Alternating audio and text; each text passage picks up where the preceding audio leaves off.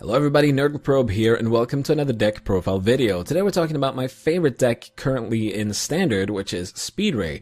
It's a combo-ish deck, at least it feels like a combo deck, that works hard to get that Rayquaza out on the first turn to hit with a lot of damage. On your screen now, you can see all the sets that were legal when this deck was created. But there is a rotation happening soon, depending on when you watch this, of course, where XY, Phantom Forces, Furious Fist, and Flashfire will be out of the game or out of the standard format. That will change the deck a little bit, but mostly it will probably make this deck stronger because Night March and Item Lock will disappear. So just remove the cards from those sets and try and add some replacements. It shouldn't be that hard. Alright, let's take a look at the Pokemon. So our main attacker is the Mega Rayquaza EX, and of course, when needed, the Rayquaza EX. Something that is important to note with Mega Rayquaza EX is that it can actually be played on the same turn that you play Rayquaza EX. So it's a really strong attacker, and I'm going to show you the combo cards that you need to use that as a first turn attacker as well. Well, not first turn, but on the first turn that you can attack. So with this deck, it can actually be worth to sometime be second. Of course, if you're afraid of Trevenant, don't do that, because Trevenant locks this down pretty badly, this deck, so we don't want to experience that. The Mega Rayquaza, of course, also needs a lot of supporting Pokemon on the bench to power up its attack.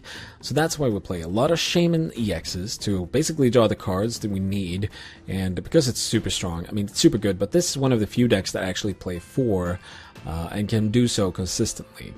We also play Hoopa to look for all the Rayquazas and the Shamans that we need. Super good to Ultra Ball for Hoopa first turn and get all the pieces you need for this deck to work and function.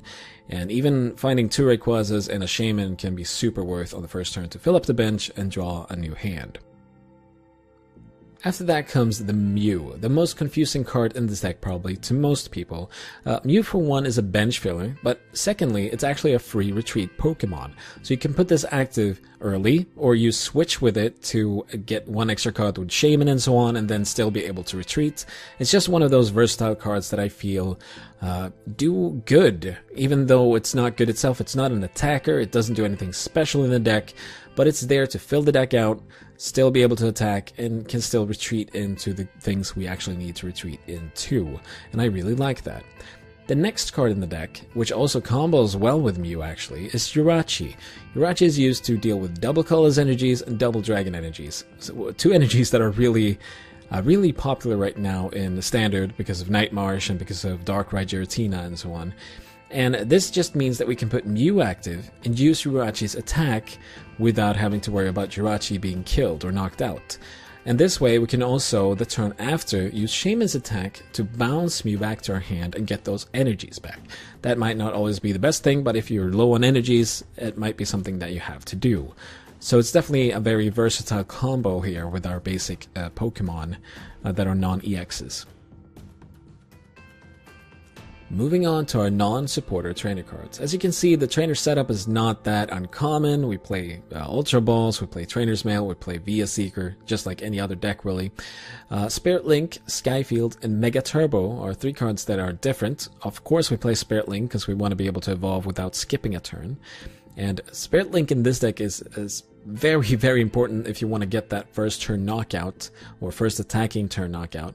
Skyfield also super important if your opponent has a EX active, so you need to deal a lot more damage. With Skyfield you can deal, well, 150 plus. It's 30 for each bench, so it's really important when you want to knock out those big Pokemon.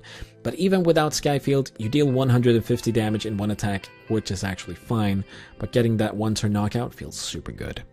Mega Turbo is something we need to be able to use that Mega Rayquaza attack on the very first turn.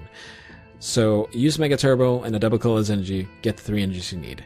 So that's also why we play Acrobike, Ultra Ball, and Battle Compressor. Super important cards to get a basic energy to the discard pile as soon as you can, and then try and find that Mega Turbo. Ideally, you Acrobike into a Mega Turbo and a basic energy, and you just smile and you're happy and you play those cards, and hopefully you'll have everything else you need as well, of course. Try and use Ultra Ball early to get the Hoopa, to get all the cards you need, and then draw as much as you can. Don't be afraid to discard important cards. Even though I say Spirit Link, Skyfield, and Mega Turbo are important, don't be afraid to discard them to be able to knock out a big Pokemon on your first attacking turn. It's better to get that knockout done than to miss out on prizes. So yeah, don't be too cautious about your cards. Do what you need to do to get that first turn knockout. And that is why we call it Speedray.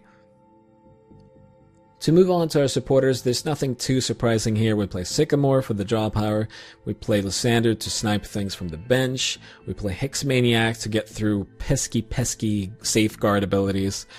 We play Birch actually, just in case you get too many good combo cards into your hand and you need to save it. So we play one Birch that you can Via Seeker up after discarding it or after playing it.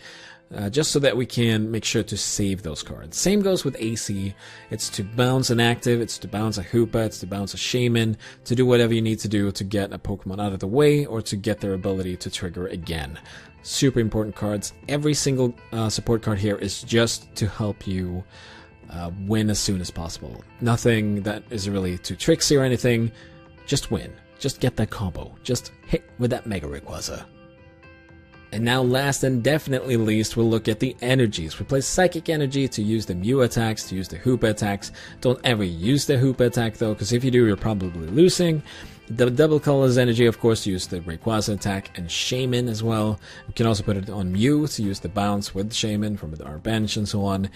It's worth mentioning that sometimes, if you have a Sycamore in hand and you have no Rayquaza on the field to play your Double Colorless Energy on, it might be worth to discard one to play the next one you get with a Rayquaza. Of course, that depends on the situation, and only do it on a turn you actually can attack. So if you start the game, don't do it then it's worth saving it for a turn.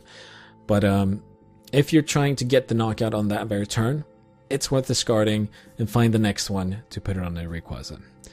So yeah, just don't be afraid to do everything you need to do to get that first turn attack.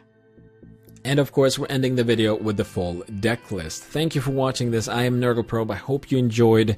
Don't forget to check the information down below for links to my Twitch stream, where I stream Pokemon TCG every week, actually. So you can come in and join us, and you can see this deck live in action.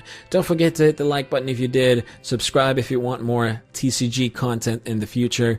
And I'll see you next time with a new deck. Thank you for watching. Bye-bye.